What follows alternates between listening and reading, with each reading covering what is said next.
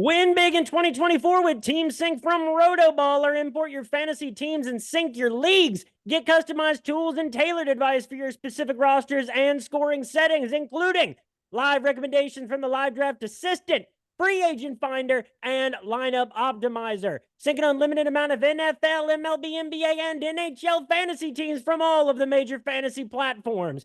Get a discount for any premium pass using my promo code Knuckler.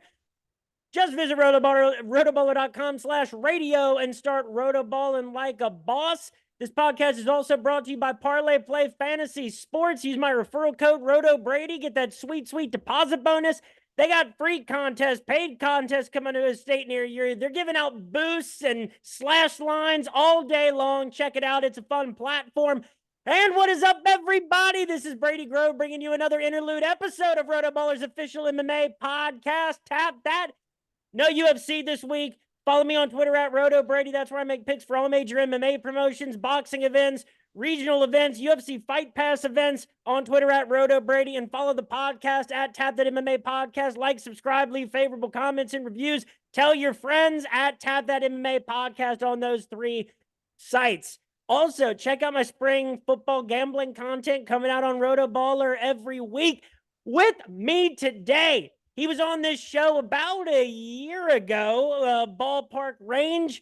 He is a UFL writer / reporter for UFL at Sports Illustrated / Fan Nation. Does the same thing for the Canadian Football League. He's a contributor at College Football Network. That's at CFN 365 on Twitter. Give it up for Anthony Miller. Anthony, how's it going, man? How's the last year treated you?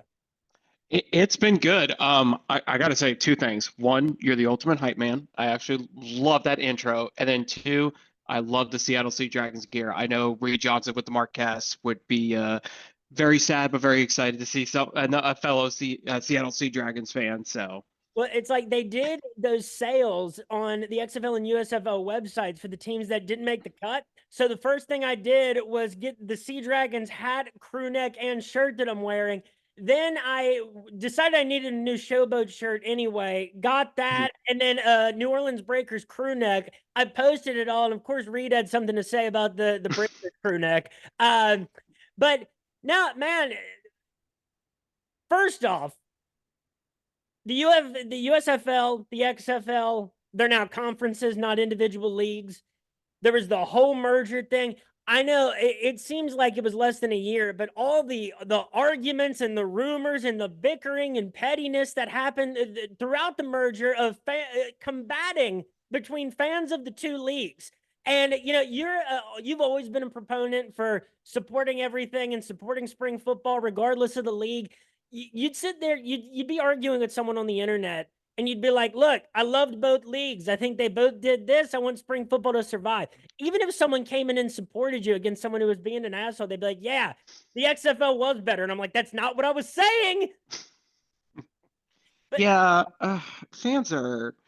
people can be very interesting. I mean, I am, like you said, I'm all for spring football. The more teams, the better. But at the same time, you know, I think there is some good that comes out of, excuse me, the having that tribalism between the XFL and the USFL fan bases, because it does give some kind of rivalry between the two, and it's something that they can build off of. I don't know how long that's going to last, you know, especially if the UFL like lasts as long as we hope it does. I think eventually it will kind of fade away, but for now at least, I think it does. You know, within this, and it really only comes from the spring, like the diehard spring football fans, where it brings some excitement. It brings something different to the table. But like for an average football fan, they're probably like, I don't get it. What the hell are you talking about? What's the difference between the USFL and the XFL? Which, like, even to, you know, anybody that's very fair towards both leagues, it's like, oh, there is a big difference between like that. And you know, that was kind of the excitement of week one was, you know, the Stallions versus the Renegades, seeing the XFL versus USFL matchups. Hopefully what that tribalism turns into is tribalism for people's teams and for their markets, as opposed to conference versus conference. Yeah, I think look, I think it's good for the league, and it seems like the league is kind of leaning into it. They've made multiple posts about like, oh, this is how the USFL record versus the XFL. Like, I think they're really leaning into it, and I think that's a good thing. I think they want to build these rivalries to, especially like if you got like Birmingham and St. Louis, who a lot of people think those are probably two of the biggest fan bases.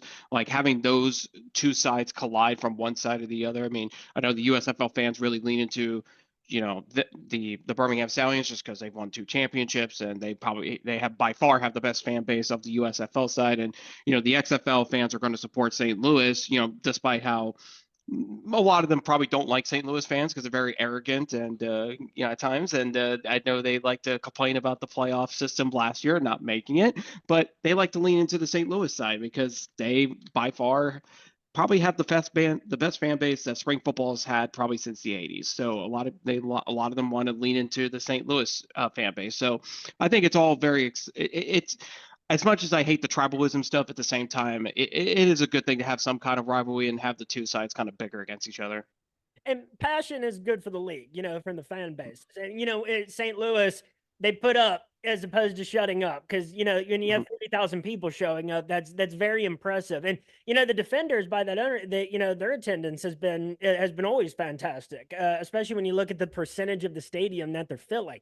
And in fairness to the Battle Hogs, like last year, rooting for the Sea Dragons, following the season like you did. And at the end of that last regular season week, I was like, who the hell's going to the playoffs? They didn't even mention it in the last like 3 minutes.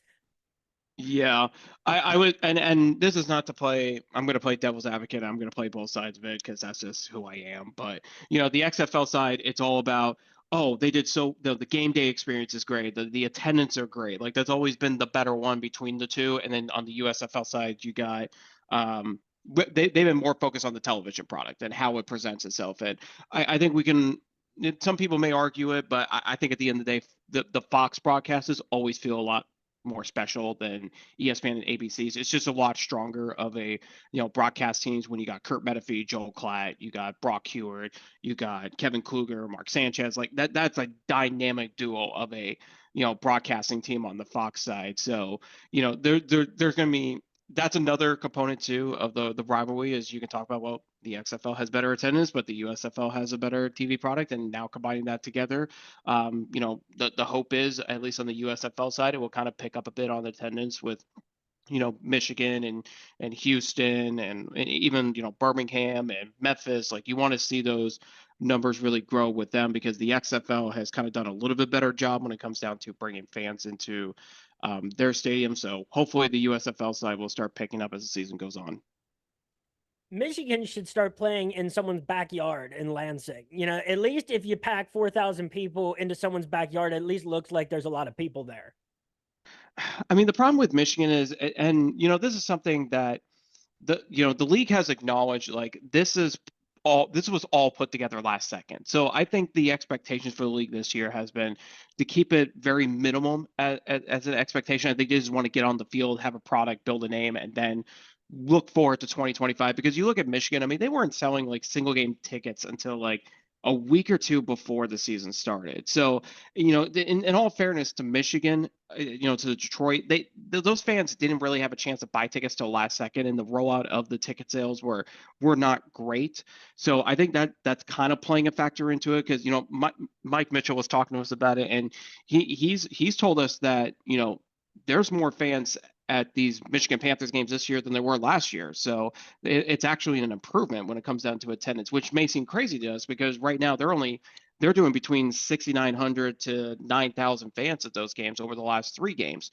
So it may seem kind of weird, but it is improving. It's just it's probably not at the rate the league wants. I'm sure, if I'm the UFL, I want to see my attendance being at least 10,000 fans a game. You want to see TV ratings at a million viewers a game. Like that's probably the benchmark you want to put at.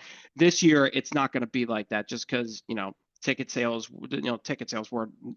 weren't ready right, when they needed to be like a month or two before. Like a lot of it was very done last second.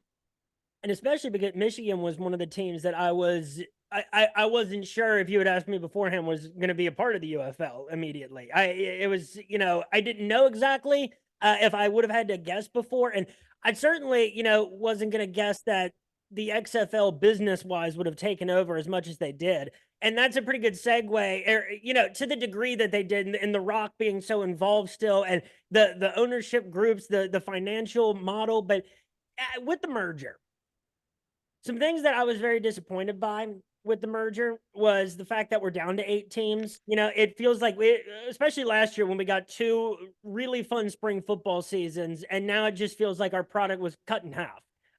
Some of the markets, obviously, I would have loved to have seen Seattle back in there.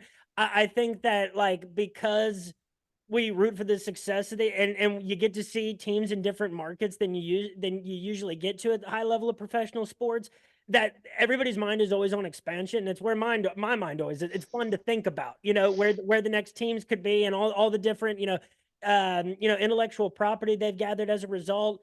So that was one thing. I think you see a lot of rosters look a lot like stronger. You see Darius Victor and Case Cook has joined up on the same team with the Showboats. However that's worked out so far. But I like that, they're still on ESPN to some degree. I think that, that's a really reliable place to where, especially right now, there's never, like, it feels like the ESPN product has sometimes less to compete with than maybe some of the Fox slots, and where Fox ends up lining them up at. But I think, and I'm gonna wait for a second because we might have froze. Yeah, there we go. But that was one aspect of the merger. I thought it was really weird what ended up happening with the Roughnecks and the gamblers and whatnot.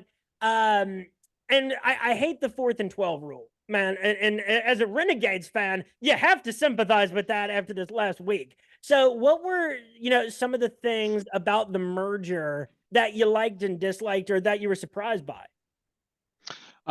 Look, I hate anytime you have to cut teams away. You have to reduce the number of jobs out there. Obviously, it was heartbreaking to see a lot of good people lose jobs, a lot of good players and coaches lose jobs. But unfortunately, when something like this happens, that's pretty typical for a merger. And I think from a business standpoint, it had to happen. Even if you combine the money forces between, Fox and Redbird and The Rock and Danny Garcia, like no matter what was going to happen, you had to reduce it. You can't do 16. And I know I'm going to be such a party pooper, and I apologize for it. I know people love expansion and talking about it. There is nothing more that most of us that cover this league hate more than the word expansion. And it's because we need these leagues to be sustainable. The problem is, I mean, you look at the USFL back in the 80s, they expanded after 1 year, and they expanded dramatically. And that's what killed them at the end of the day. They couldn't afford to have all those teams at once. They were going from to 16, they were going over 20 teams. Like it doesn't, if you move too quickly on expansion, it will destroy your league tremendously. I think what we need to do is first, we need to get to the point where all 8 teams could be profitable. Maybe you get your own ownerships for each of those leagues. And then if you can prove that you can be profitable in those cities, then you can talk about expansion. I think expansion shouldn't even be talked about until at least 2026. I wouldn't even talk about it for next year. I think I would even, as much as I'd like to start seeing some teams relocate, I think you have to stick with these 8 teams for this year and next year, and you need to see what happens with it. So yeah, I mean, I hated the idea of the merger cutting teams, but I think it was beneficial at the same time. 4th and 12, I actually love it. I love the 4th and 12. I hate the onside kick. It's not the onside kick is almost impossible to do. Like we may see maybe 5, less than 5 get recovered each year in the league. Now, do I think it needs to be pushed back? Yeah. I think 4th and 12 might be a little too easy, but I also think at the same time, defenses have done a horrible job of covering on 4th and 12. They give receivers too much space to, they're giving them 15, 20-yard cushions, and they're letting them have the 12, 15 yards. So as a Renegades fan, I blame a lot of that on Jay Hayes and the play calling, and letting the corners back out too much and giving the DC defenders receivers, too much opening to get the, to get the 12 yards. So should they revisit it and maybe make it like 4th and 15 and 4th and 20? Yeah, I think you can look at that, and I think that would decrease the amount of times it gets converted. But I also think at the same time, it's an exciting part of the game because it basically, you go into a 2-minute warning and you're up by 14, you're no longer comfortable. Like, you should never be comfortable in a game again. Like, even when I've seen it converted twice, when I was in Arlington last week for the game, I thought we were going to win the game. I thought, oh, we have a 10-point lead. We're going to win this easily. Like we're good. I will never feel that way again. So I actually like the change that I like that rule being, staying in there. And I think the NFL should consider it. Now, I will say the one, and this may be my XFL side bias coming out of me, I hate they changed the kickoff rule. And I know why they did it. I think they were trying to match what the NFL was doing, because the NFL is looking for guys like players in the XFL and the USFL who can come down in coverage and show their speed and show their tackling ability, because that's how a lot of them are going to get jobs. Like, that's how a lot of them are going to land on NFL rosters and be that 52, 53 man on the roster because of what they do on special teams. But it's just so ironic that the NFL actually implemented a lot of what the XFL did on the kickoff. So I wish they would have been more patient and let them keep the kickoff, but I understand why they made that change. But okay, so I'll start with the kicking rule, because I heavily prefer the kickoff this year. Because I think that it's an actually relevant part of the game this year. In the XFL, you didn't see a lot of variation in the success that people were having on kickoffs. I think that this year, a good special teams, because in the USFL last year, we saw special teams kind of dominated by teams like the Pittsburgh Maulers, who use that to stay in games and stay really competitive. I think that it's a lot more relevant this year. You look at who the kick return leaders are, and like guys like Darius Shepard for the Battlehawks, who have been tearing it up on special teams.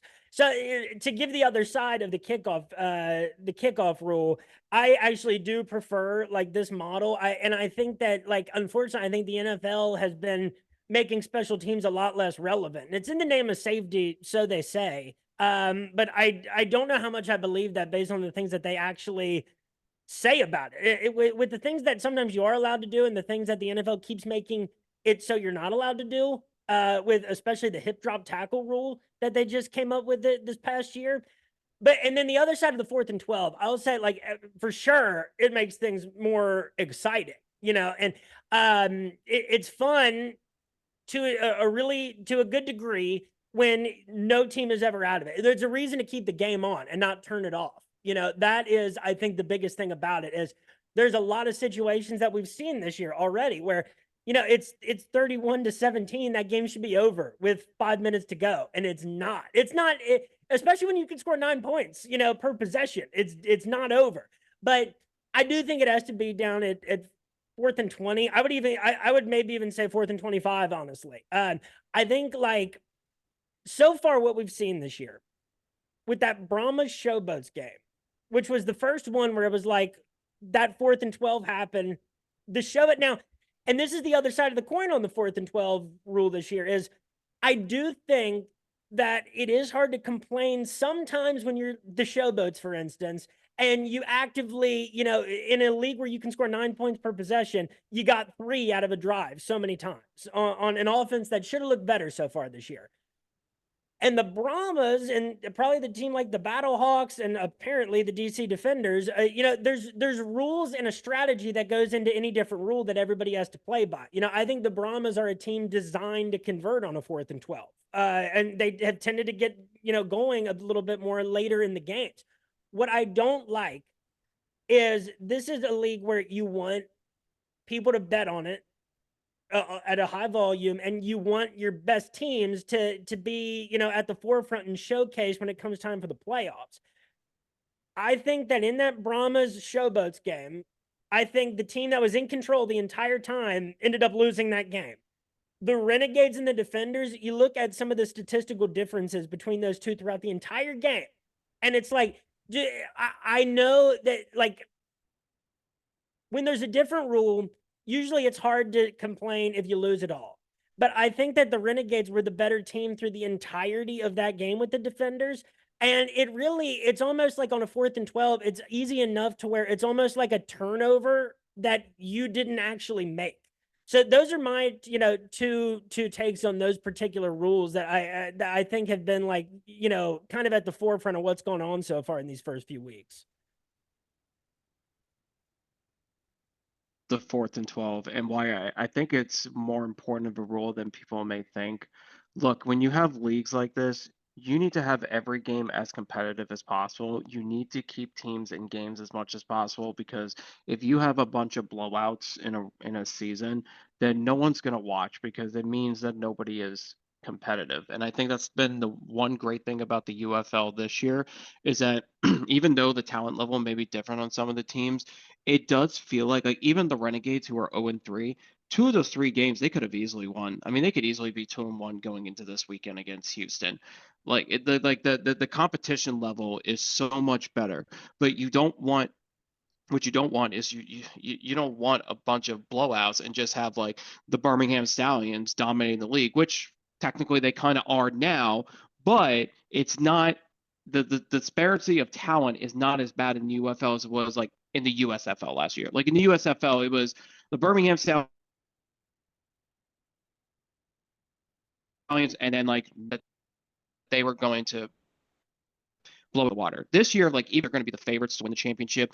You got teams like the St. Louis Battlehawks who can compete. You got the San Antonio Brahmas, even though they have their injury with Chase Garbers. Like that's still a very competitive team. You got the DC Defenders who are 2-1. Like there is still good teams in this league that could compete and could win against the Birmingham Stallions. So I think a rule like that, it's good to have because even even if it's a 2-3 possession game, you can the broadcast still say this game is not over yet. Like we've seen multiple comics, we've seen teams come back from like 16 points down, or in a fourth quarter they've come back from like 11 points with under 2 minutes to go. Like you want to keep it as compelling of television as possible because you've got to try to get every fan, every viewer to watch that game from start to finish.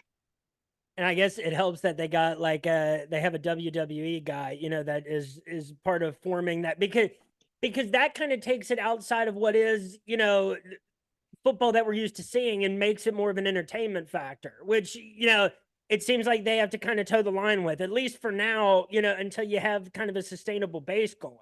But, you know, this is the interesting thing. My thought would be that for gambling purposes, what do you think that it is? Or have you seen any numbers on it? Because as good as that is for entertainment, do you think it creates more gambling volume because it's so exciting and anything could happen and the games are closer? Or do you think that people are going to shy away from betting because the results could be anything, no matter how you break them down beforehand?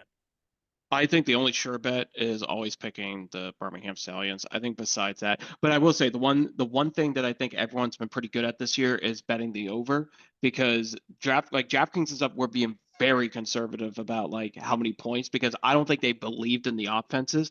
And I think because the quarterback play has been so elevated compared to what it's been in spring football over the last 20 years, we're seeing more points be on the board. We're seeing like those first couple weeks, like DraftKings was just hovering around 41, 42 points for the over under.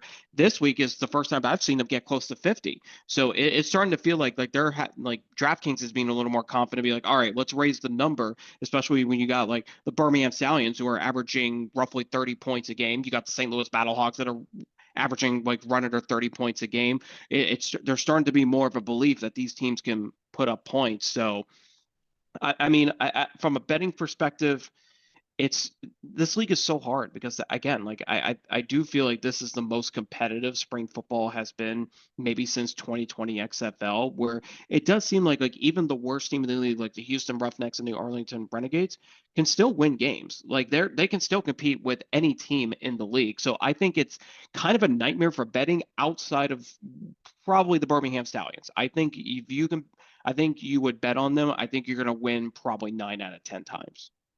And this is the weird thing for me to break down on a week by week basis when talking about these over unders and these spreads is the spread that gets thrown off by just coaching decisions too. Like we've seen some really questionable ones, twos, and threes, on those conversions.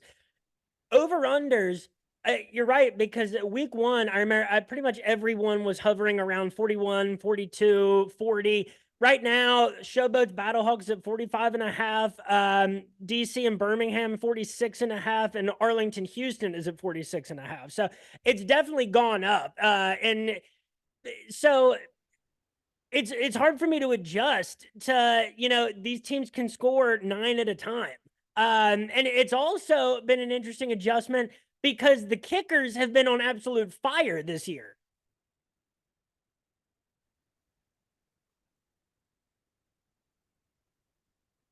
Sorry, you broke out there. Ah, damn it. Okay. It's been a hard adjustment with, to pick an over under when there's, 7, 8, 9 point possessions for teams. And especially because the kicking game has been so strong this year. It's been really hard to come at. Like, it's shocking to me that there weren't more points scored the first few weeks because, the rules are so favorable for scoring. But there's been some really strong defenses too. But the kicking, Jake Bates has probably been the number one story so far this season. I mean, I there's always been two main problems with spring football over the last 4 years. It's quarterback play and kickers. Like it's just never been consistent. Even though like the USFL had, the Brandon Aubrey story, which is obviously the story they like to lean on because now he's an all pro for the Dallas Cowboys.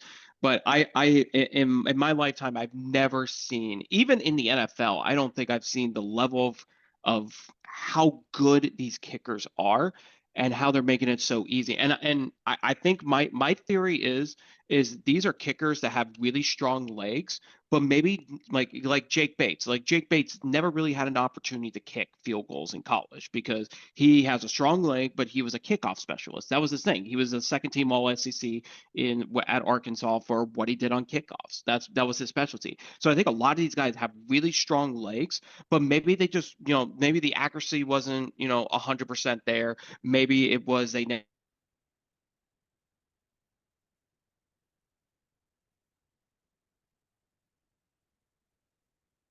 never really had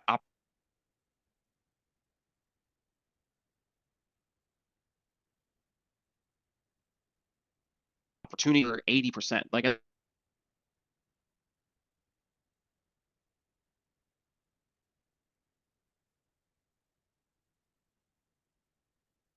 think everyone is at least over 80. Like this is a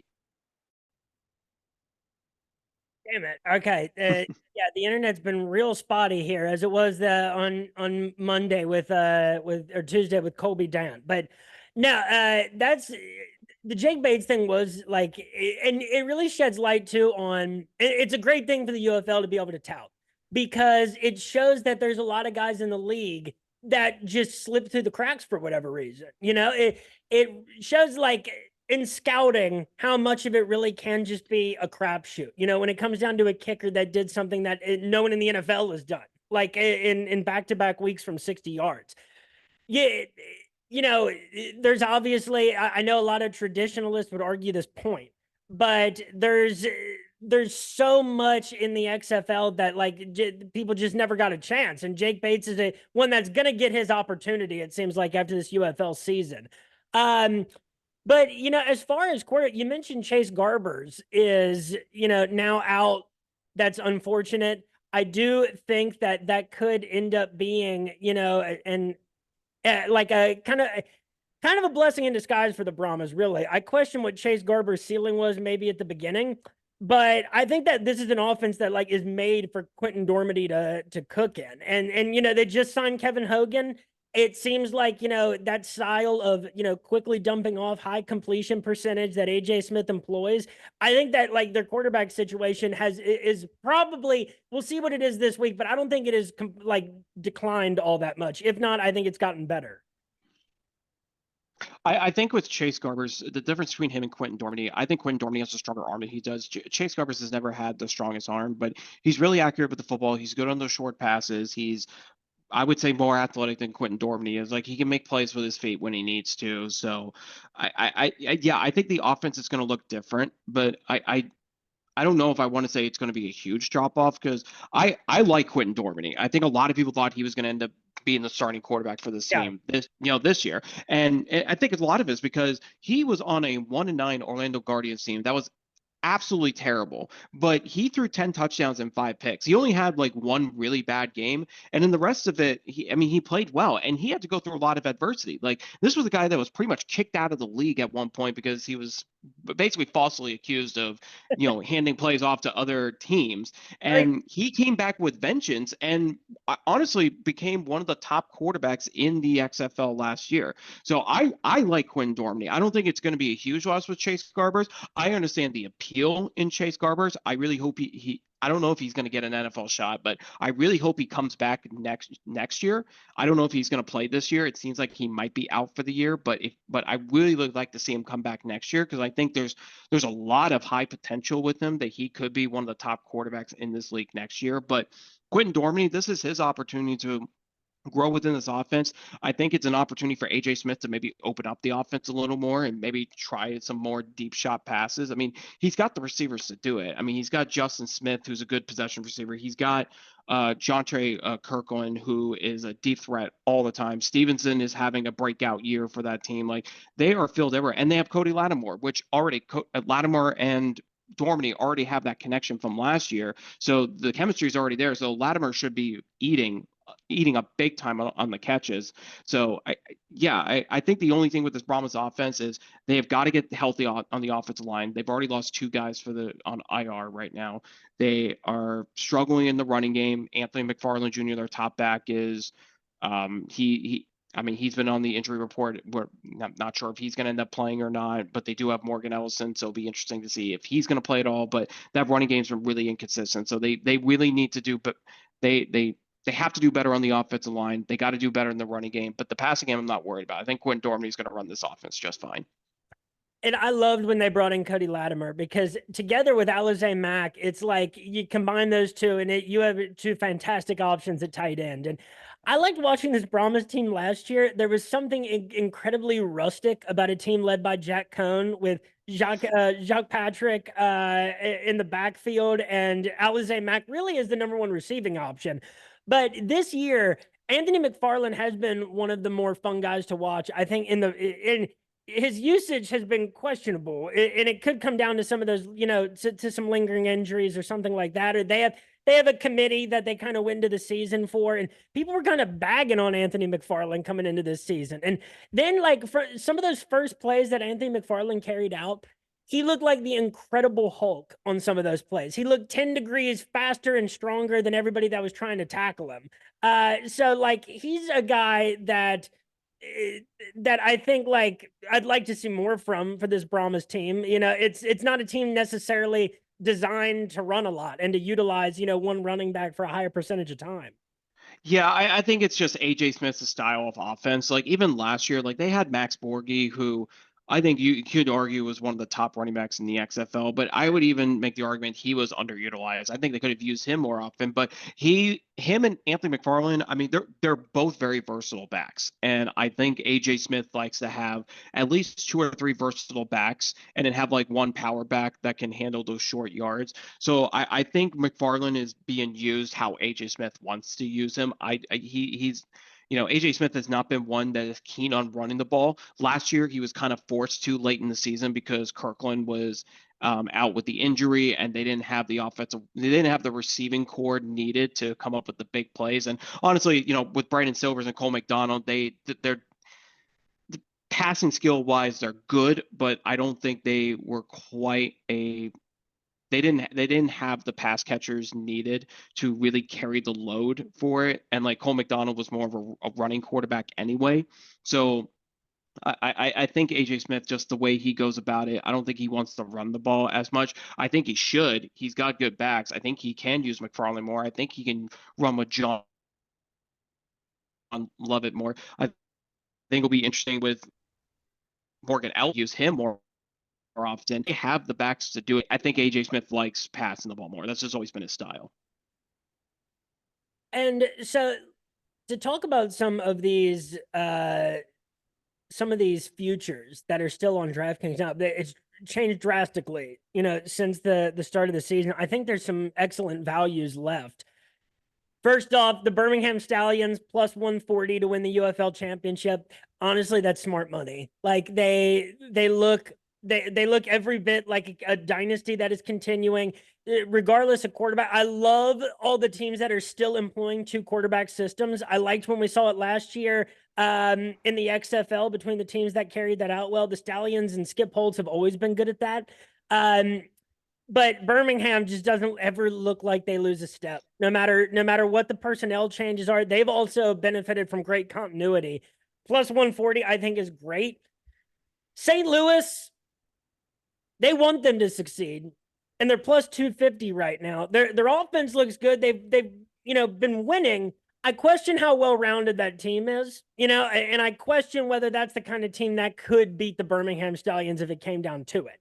At plus 250, I think that is I think that's a bit of an overreaction. I don't think it's a good value for them.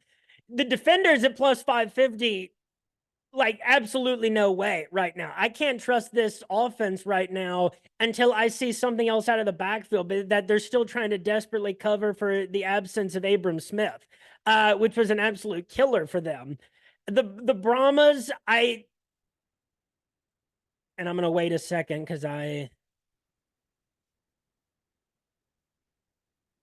damn this internet. There we go. The Brahmas are plus 650. I don't rely on, I don't feel like super awesome about that either, despite the things that we're saying about them. They've been fun to talk about this year. But especially with the change at quarterback and seeing, how, they gave, their last game was a nice performance for sure. It left some to be desired, but they didn't seem as gimmicky last game, maybe as they had seemed in a couple of the first games.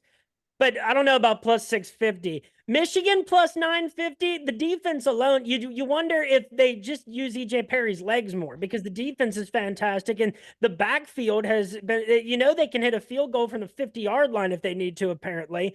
But I would like to see Matt Colburn use just a little bit more variation with Wes Hills.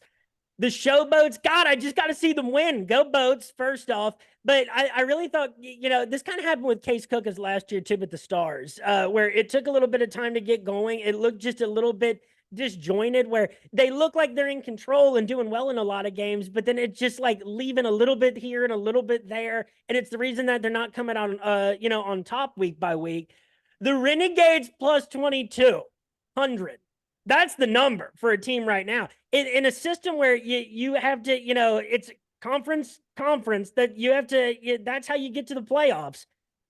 Arlington has a fantastic shot because you're right, and they could easily be 2-1 right now.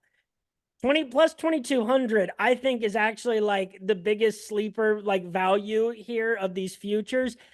The Houston Roughnecks plus 3,500. The reason that's interesting, their defense has looked really good so far. They did just lose Olive Sagapolo. He is on the injured reserve right now, but Mark Thompson should be back soon. And Kenji Bahar was recently signed. I think a lot of people were surprised that Kenji Bahar was cut at all. So, when Houston gets Mark Thompson back, rest assured that is going to be a different team. It's going to be a real struggle for them to make any sort of postseason, but I do believe that is a very, very different team with Mark Thompson on the field. What do you think about some of those numbers, and who are you looking at as a potential value there to win the UFL championship? Past Birmingham, but give me your piece on Birmingham too, if need be. I mean, I think we said everything about Birmingham. I think Skip Holtz is his teams are always just very disciplined. They may not look like the sexiest team on TV all the time, but they have a good balance of running the ball, passing the ball. He has a really good defense. I think he's got the best front four that he's ever had in his 3 years of coaching this team. This might be the most complete Stallions team he has had. I think he's had better backfields than what he's had in the this year, but I just think overall talent and what this roster has been put together, I think this is the best that he's had, and this team has a legitimate shot of going unbeaten and winning the whole thing. I would place my money on the Stallions winning. Now, in terms of everyone else, I mean, I still love St. Louis. I still think this is a really good football team. I really love what they've done defensively. I think they've been a little inconsistent defensively, but I think Anthony Beck has put some really good pieces together. Peta's been great. Travis Feeney's been great. This is a team that has really improved, not only defensively but offensively. Like I think with the running game, I think it was left a little to be desired last year. But with Durant and Slayers, those two I think could actually be a really good duo in the backfield for the Battlehawks. Ja'Cour Pearson's close to coming back. He may be back this week or next week. Once he comes back, that receiving core is ridiculous and how good it is. AJ McCarron, I think, is playing better football this year than he was last year. Like, I still believe in the Battlehawks. I think that's a team that if anyone is going to beat the Stallions, it's going to be them. Now, in terms of sleepers, I mean, yeah, I'm biased against Arlington. I think this is a really good team. Like, I hate that they're 0-3 because I don't think it's a realistic depiction of how this team is. Luis Perez is playing some of the best football he's played in spring football over the last 4 or 5 years. I think the running game is getting better, thankfully. I think it was a little weak to start the year, but Devion Smith and Lenny Brown are starting to pick it up a bit. The receiving core, I think, is stronger than it was last year. Tyler Vaughn's has been great. Sal Cannell is always a reliable target. So I think they could use a little more out of their receiving core, but like Tyler Vaughn's is the clear number one guy, and I think he's done a great job for them. Offensive line has been a surprise weakness, but they've got a lot better. They got a lot better last week in protecting Luis than they were at the previous first 2 weeks. So credit to the offensive line for improving more. I thought losing Garrett McGinn may actually hurt them a little bit, and it did hurt them at the beginning, but it looks like they're starting to build some continuity there. And then I think the weakness comes with the defense. I think they're just really inconsistent. I think if that defense could make one or two more stops in each of those games, I think they're 2-1. So I think it really comes down to, can the defense be consistent? I think the front seven is pretty good. I think the secondary is inconsistent at best. I think losing guys like Joe Powell and losing Will Hill, I think losing those veterans in the backfield really hurt them. So I really hope the secondary will step up and play better. But yeah, I like Arlington to improve. Look, they still have to play a lot of teams in the USFL. They took on the worst of it with Birmingham Stallions. Now they can take on the rest. I think they can win 3 games there. And honestly, they just need to steal, 3 games in the XFL conference, and then I think this team can be 6-4. I think there's still a possibility of it. Now, if they lose on Sunday to Houston, I think it's over. Like, whoever loses that game, their season's done. Houston, I have no belief in. They are the worst team in this league, and I think it's going to continue to happen. I think Mark Thompson coming in is going to make them better. I think he definitely helps. And I think Reed Sinnott has played better than Jarrett did when he was quarterbacking the team. But I just that's such an undisciplined team. They make so many mistakes at the end of the games. They have so many penalties. The DC game, they had those 2 penalties late that cost them 20 seconds of play. Like that's a very undisciplined team, and it's really disappointing because they have a lot of talent. So I would say St. Louis has the best shot of taking down Birmingham. Memphis, I mean, for the love of God, can we get an offensive line for Case Cookus? Like, this guy is the Andrew Luck of spring football. That guy is going to die in the backfield. Like, for once, can we get an offensive line that can protect this guy? Because if you give Case Cookus time, top 3 quarterback in this league easily, and he's got a good offense. Like, Darius Victor is a very good running back. They have a good receiving core, but that offensive line has got to do better. And it's really bad when an offensive line or a team like Memphis has to cut someone like Terry Poole, their offensive tackle, who was at one point a USFL all USFL selection when he was with the Generals, and you cut somebody like that, that really shows you there's something wrong with this offensive line, that something's off there. So if Memphis can figure out the offensive line problems, then they're good. Like, this was a team that I thought would be the 4th, 5th best team in this league, and their offensive line is holding them back from doing more. So I do like Memphis as well. I think if they can figure that out, that's a team that can win 5-6 games. So I would watch out for Arlington and Memphis. But I mean, right now the sure bet is Birmingham. And if you want a second sure bet, I still love St. Louis. I think if there's any team that can beat the Stallions, I think it can be the Battlehawks. And, Memphis, it was a surprise how, slow of a start Darius Victor had to get off to. Trey Williams is now no longer with the team. And I thought that was an amazing addition when you heard that Victor and Trey Williams were both coming in from a Generals backfield that did really well last year.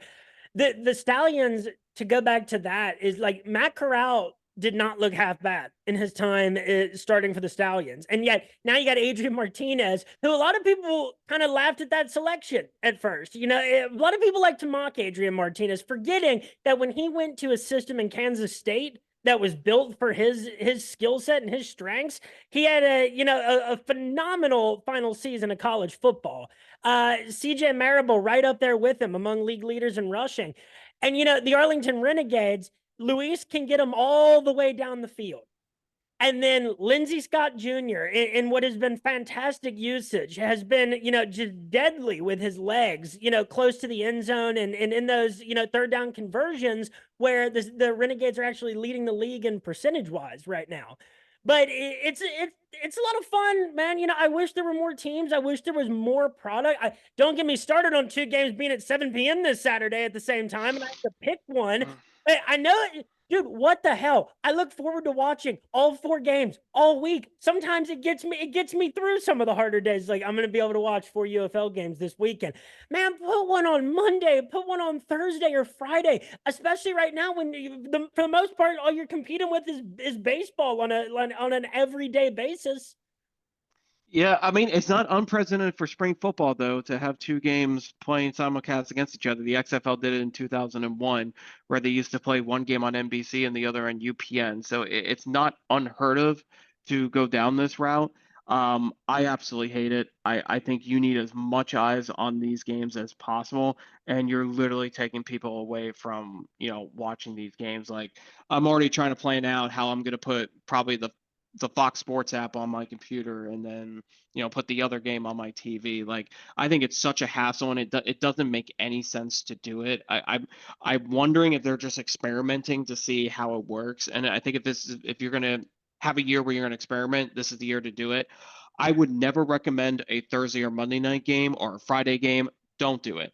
Don't do it. And the reason I say that is, look, with these leagues, you got to play on Saturday and you got to play on Sunday. You got to do weekends. You don't want to do anything that would take fans away from watching a game during the week. I mean, last year, yes, it was a late kickoff for the Houston Seattle game that was like at 9:30 Central Time and didn't end till like 1 o'clock in the morning.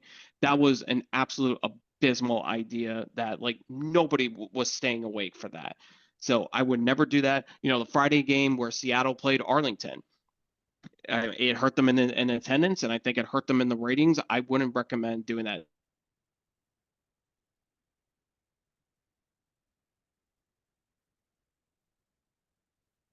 Stick with the Saturday and Sunday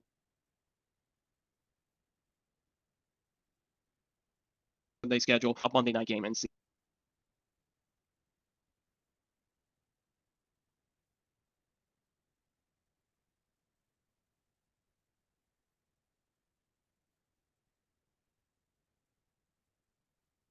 and do that.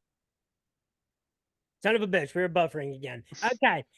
So here's what I want to cap off with. We could sit here, as we said last time, we could sit here for 7 hours and talk about everything that there is to talk about. We could talk about the indoor football league for another 4 hours because at least we've seen a lot of good movement. It seems like there's a good partnership between the IFL and which is now, I believe, even with the AFL coming back, the IFL really seems like it's taken over as the premier indoor arena football league in America. They've done really well at, finding their niche, things that are good for them and passing talent along to the next levels whenever they can. And here, I almost got into it just there. I almost started talking about the IFL. Here's what I want to cap off with, Anthony. What do you think a successful finish, a realistic and successful finish to this season looks like for the UFL? And what do you think a great vision of what a 2025 season would look like? I think if you want to have average viewership, I think a win would be 800,000.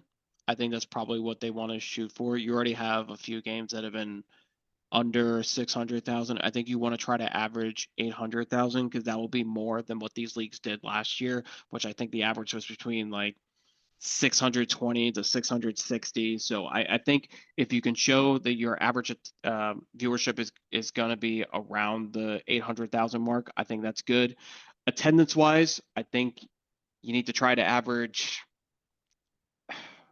9,000. I don't know if they're going to hit 10,000 just because I just don't think there's enough teams that are really going to support that many just from what we've seen so far in the attendance numbers. So I would say the league has to play very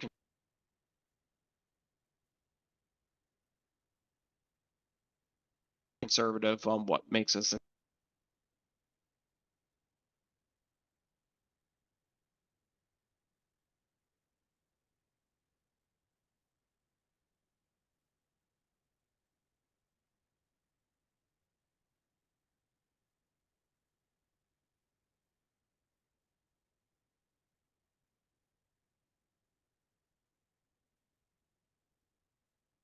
that don't have the 8, 9, if you have teams that have under 10,000, it makes absolutely no sense to keep them. So I would get rid of them, relocate them, and then until you can find teams that are consistent in their attendance, if they can't do 10,000 or more, they can't be there.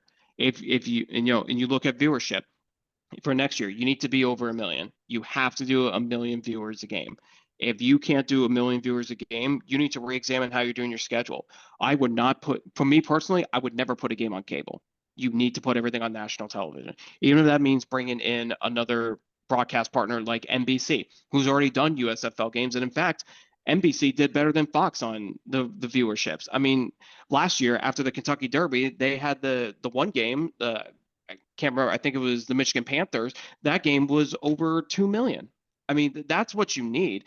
You need to have, and I know they want to. I know Fox has a co-owner of this, and they want to, broadcast as many games as possible there. But ABC and NBC just does better. Simple fact, they do better than Fox in ratings. So you want to put more of those games on those networks. So if they need to bring in another broadcast partner, they may need to bring in another one because they need to get to the point where they're like the XFL in 2020 and they're averaging over 1 million viewers a game. So, I know people love expansion, but again, I wouldn't even address it until 2026. And, if they can find, if these 8 teams can show that they can be profitable and they can bring in over 10,000 fans a game, then maybe you move it up to 10. And then maybe you add, maybe the Seattle Sea Dragons, maybe you add in another team. I really think they should look at other locations like San Diego and Oakland to bring in teams. I think those cities would really support these UFL teams really well. You have to go after markets that don't have football right now or don't have professional teams. If you can go after those markets, take advantage of it. It's a place like St. Louis. St.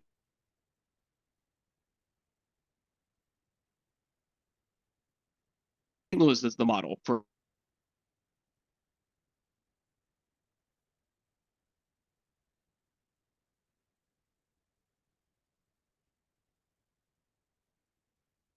what you 30, 40,000 fans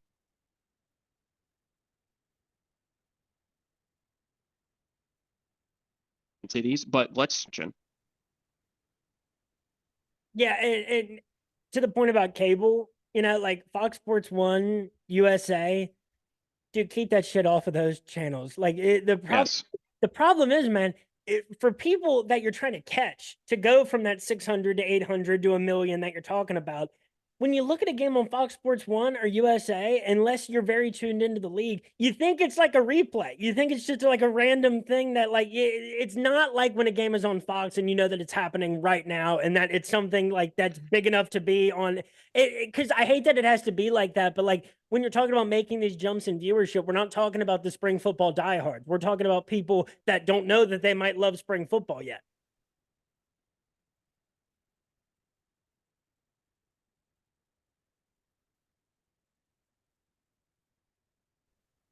Yeah. I mean, FS1 is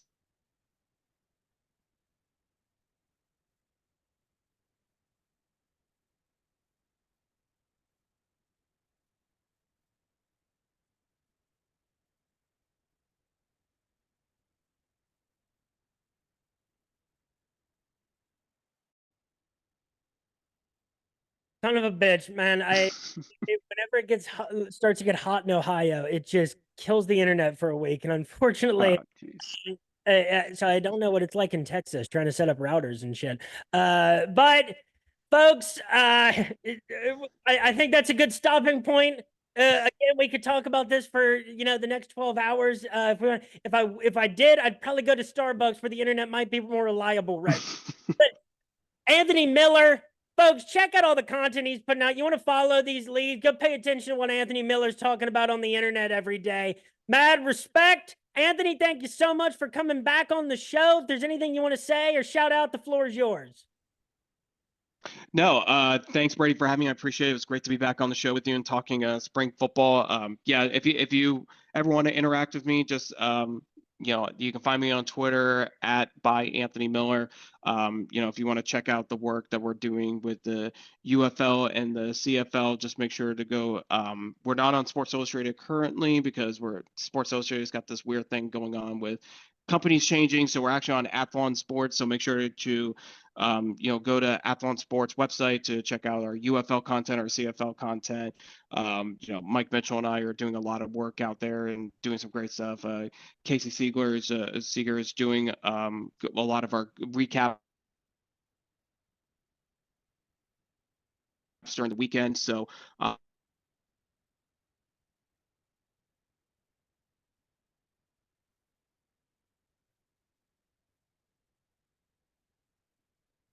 make sure it's been make my life a lot easier to deal with. Folks, thanks for listening. Check out the UFL this week. Check out my UFL gambling content coming out every week. It's a UFC off week.